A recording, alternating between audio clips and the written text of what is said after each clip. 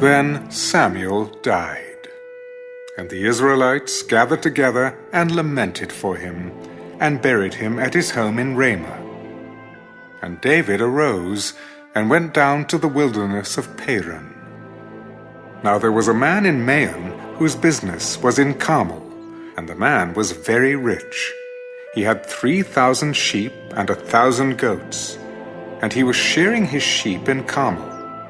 The name of the man was Nabal, and the name of his wife Abigail. And she was a woman of good understanding and beautiful appearance. But the man was harsh and evil in his doings. He was of the house of Caleb. When David heard in the wilderness that Nabal was shearing his sheep, David sent 10 young men. And David said to the young men, "Go up to Carmel, go to Nabal, and greet him in my name.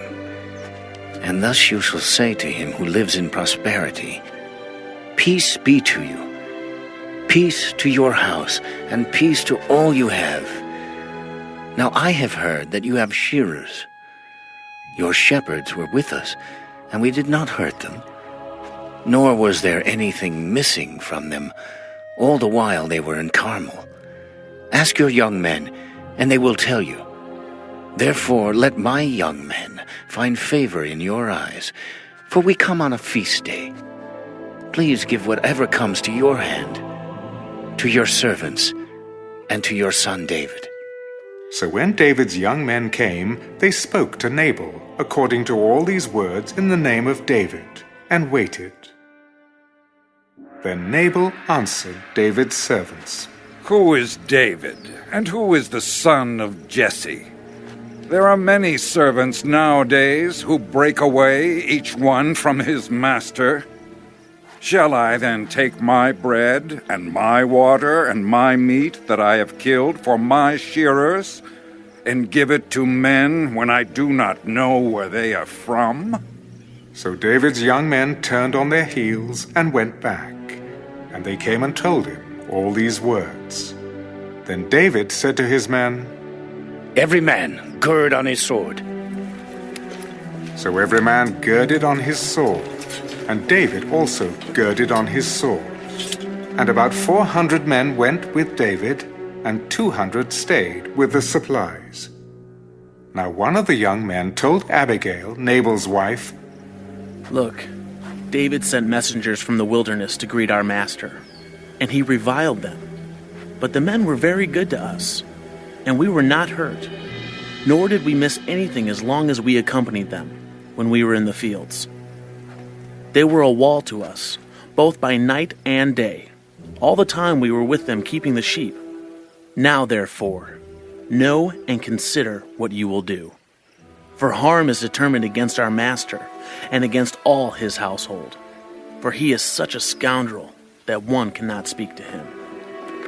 Then Abigail made haste, and took 200 loaves of bread, 2 skins of wine, 5 sheep already dressed, 5 seahs of roasted grain, 100 clusters of raisins, and 200 cakes of figs, and loaded them on donkeys. And she said to her servants, "Go on before me. See, I am coming after you."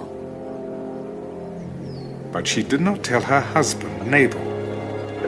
So it was, as she rode on the donkey, that she went down under cover of the hill.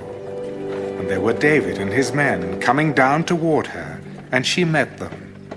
Now David had said, "Surely in vain I have protected all that this fellow has in the wilderness, so that nothing was missed of all that belongs to him.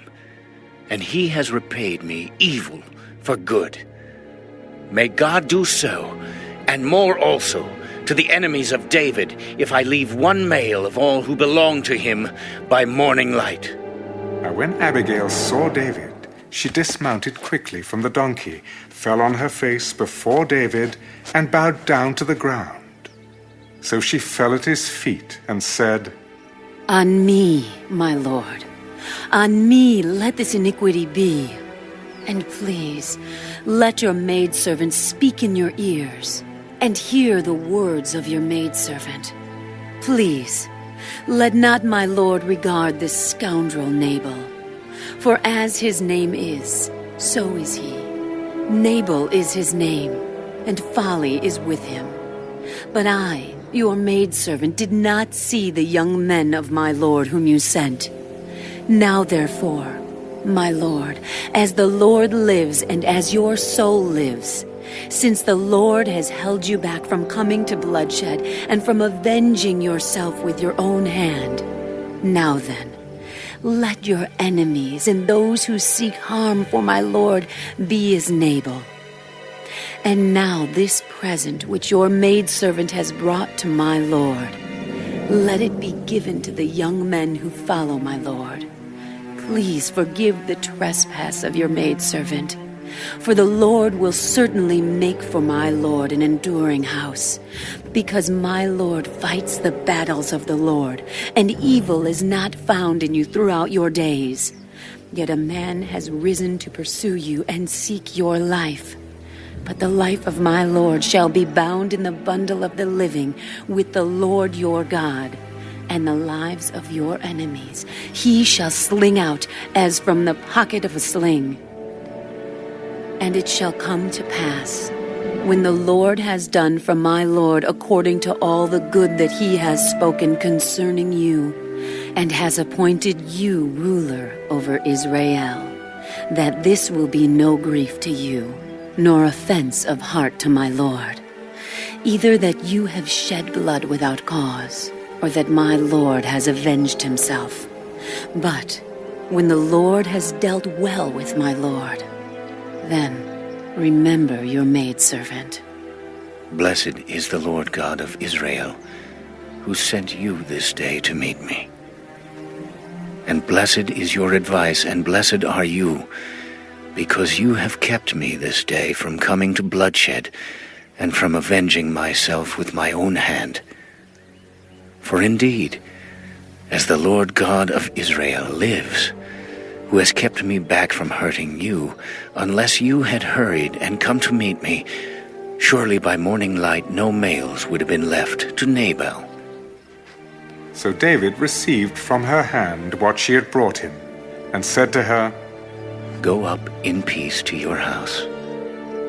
See, I have heeded your voice and respected your person. Now Abigail went to Nabal, and there he was, holding a feast in his house, like the feast of a king. And Nabal's heart was merry within him, for he was very drunk.